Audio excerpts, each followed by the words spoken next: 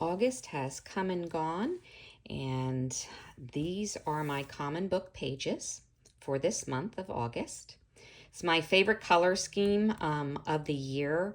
We have broken the Psalms down into the 5 book, and book 4, which was August, is only one grouping in that color. And then we head into book 5, which is going to be 4 different months.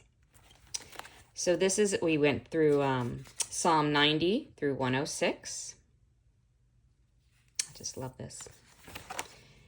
I did get to some devotional journaling, but then we flew to California for my son's reception. So that was a lot of fun. So added some photos.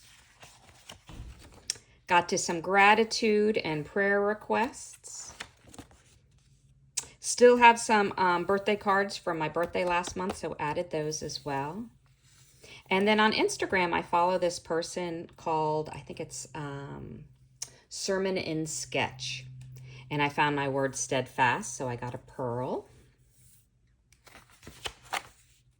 I did get to all of the Psalms this month in my Bible journaling. Did get to my scripture scribing, and then I just added some more things from our trip. They had the cute napkin of their dog.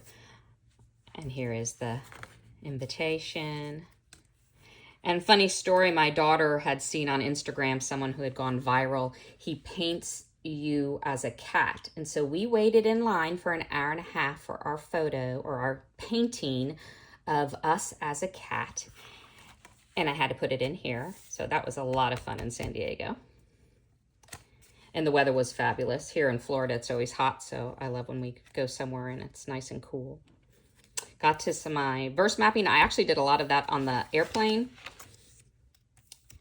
Scripture scribing, some response.